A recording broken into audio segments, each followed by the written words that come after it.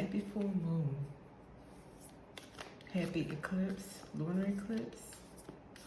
And retrograde is on its way in. Or it's here. I know we're feeling the power of all three and then some. There's so much going on in the spiritual atmosphere. It's beautiful, it's powerful, and it's awesome. And let me tell you, I'm feeling so hopeful for humanity on the macro level as well as the micro level, but I want to focus on the macro. Despite what's going on in the world, you know, we have pockets of areas that we are constantly praying for daily, throughout the day. You know, Lightworkers are on it, and I feel that. But at the same time, I have so much hope because I just feel like so many are awakening despite the negativity that would normally lower the vibrations of people around the world. Historically, you know, these atrocities, the injustices, they have been victorious in suppressing your happiness, your joy, your optimism, making you feel helpless. And that actually leads to demonic evil forces maintaining their power, gaining their power over light workers, over humanity as a whole. But it's like I feel a stubbornness. I feel like you are standing tall, you're resolute, you are embodying Christ consciousness or whoever you have faith in that is a positive influence in your life. I feel that you are leading the way with truth, with honor, with love in your heart for everyone. And you're just woke and you can't go back to sleep, and it's beautiful. So that's what I'm feeling. I feel so optimistic and so joyful, and I'm just, you know, I'm loving that. I'm loving that as we pray for everyone to be as fortunate as to feel this way. Everyone deserves to feel this way, and that is what we are fighting for with our love, with our high vibrations. And I just want to say thank you. Thank you for everyone out there who is maintaining, who is more than maintaining, who is thriving, knowing that it's not a betrayal of what's going on in the world. Like we used to think, you know, it was a guilty feeling, you know, to maintain a high vibration when there's suffering going on. You felt like, no, I need to join into that suffering mentality or suffering heart to feel like I'm not leaving them behind, or to feel like I'm, so that you wouldn't feel guilty as if you are harsh on feeling. That's exactly, nothing could be further from the truth. We are very, very connected. We are empathetic. No one feels more than we do. No one. So don't let that don't have a guilty consciousness ever about your heart. You know where your heart stands. But you also know now what we didn't know before as humans, is that we have to maintain a high vibration or else we will fall. And that's just the simple truth of it. We lift us all up or we all fall together. So with that, let me see what cards come out in this moment. I should start with the Moonology deck in honor of the full moon. I like to use this deck. I hope everybody's praying. Collective prayer is always powerful.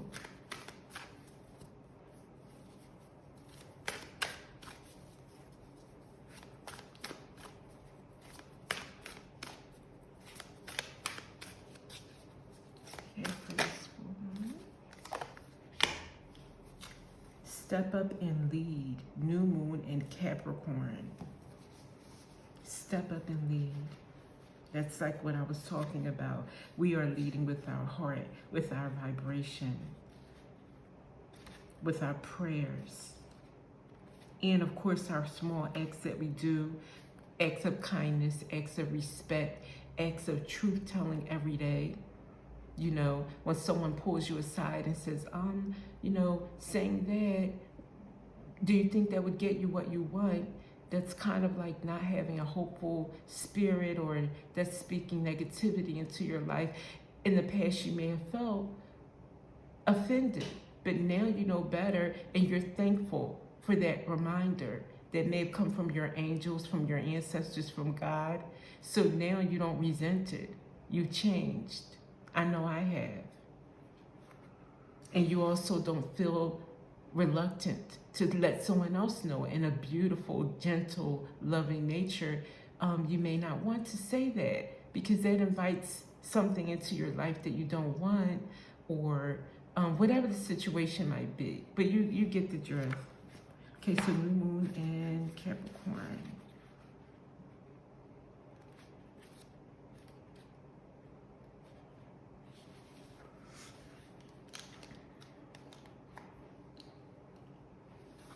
I won't read all of it, but it says, the good news is that you know what you want, and on some level, you know how to get it. Step up and know that you're the boss of your own life. A new, more disciplined approach is needed, or a new plan. Strategy is called for. This card reminds you that ambition isn't a dirty word, whatever you want to create in your life. There's no such thing as too big a goal, but break your plans into smaller, achievable pieces. Slow and steady wins the race. Release any blocks to success. What I felt when I read that is, take small acts to achieve your goals. As a light worker, I'm thinking from the mindset of a light worker and how you want to do so much. There's so much to do, and you want to just go after everything. Maybe strategize each day, or at the beginning of the week, break up what you want to do day by day. You know, just kind of make a plan of action, of small acts to do every day. And then by the end of the week, you'll look up and you have achieved so much. But sometimes you can get paralyzed and thought, well, I'm one person. I can't do, you know, everything that I want to do, or one person can't make a difference. Yes, you can make a lot of difference. You can make a lot of difference. Your light, your high vibration, your love, your willingness to help others, it counts. It counts. So if you do it, like how much you can get, however much that you feel like you can get, if it's every day or if it's once a week, but just strategize. I will do these 3 things, or I will do this thing, and then make sure that you do it. Hold yourself accountable and do it, and you will feel such a sense of accomplishment and satisfaction that you've done something for the world. It will be so, you know, uplifting for you and for everyone. That light will emanate. And let's see here. The archetype, wow, came right out. I will just take them since they jumped out. Ready for action. The Queen and the Temple. I'll start with the Temple since it jumped out first.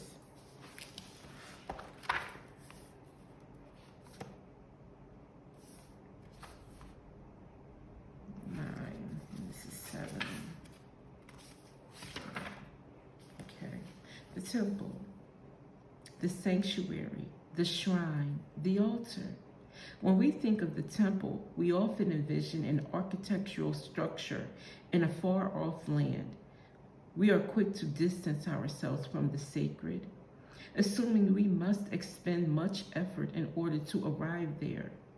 Yet the temple is a universal and omnipresent energy, accessible in the highest and lowest, richest and poorest of places.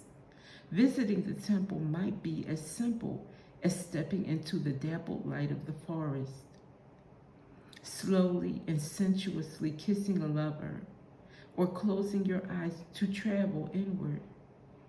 This card It's a call to re-examine what you pay homage to and what you reject. What do you spend your time worshiping? Your phone, money, material goods?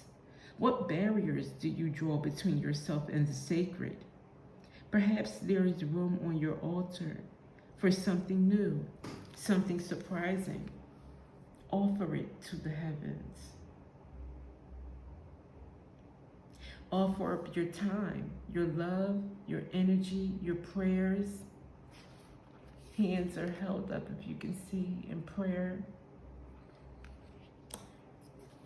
Whatever you can give.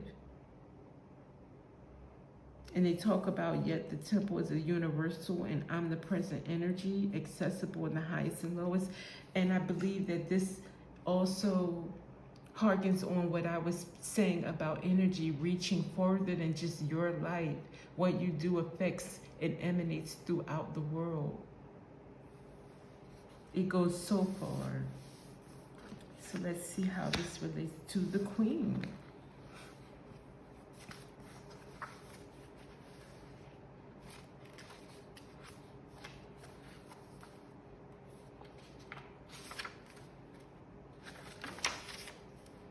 The Empress, the Mother Queen, the Sovereign.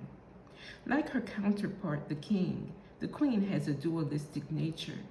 Either she presides over the realm with grace and eloquence that comes from the heavens to uplift the spirit of others, or she falls into petty, contemptuous moods, casting a shadow across the land. If the king is the ego, the queen is the expression of that ego in the world. She is the lotus's bloom, the dancer's bow, the moon's radiant reflection. When the queen is seated in her rightful and righteous place, she is patient and forgiving. She waits for the grace of God and Goddess to move through her, striving and grasping for nothing. To be the benevolent leader, to embody the queen, is to settle into deep trust, resolve, and power. The royal queen fears nothing, for divinity itself cradles her heart. Exactly, as we move forward, love, don't fear anything, because God has you. God is cradling you. God is protecting you.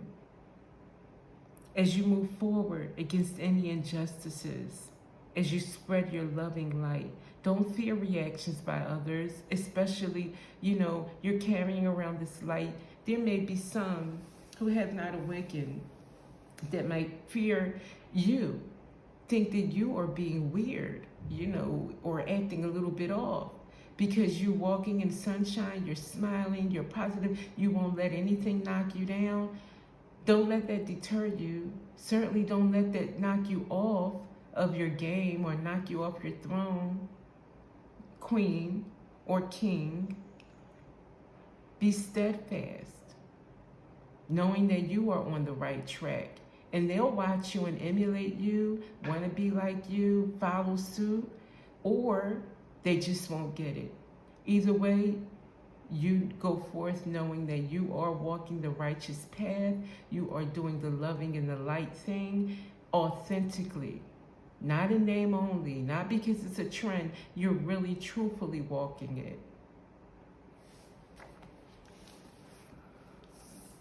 So I'll end this here. I think that's enough for now, but I will be back later with something else, and who knows if it's going to be musically inclined or influenced, or if it's going to be a collective or a love reading, I don't know.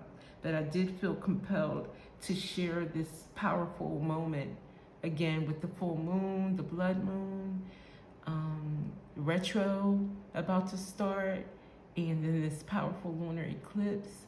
I welcome all of this power. I welcome all the change and the love that it's bringing into the world. And with that, I hope that you will have a great weekend and enjoy your life. And as I said, make those strategic plans to implement this light into your week.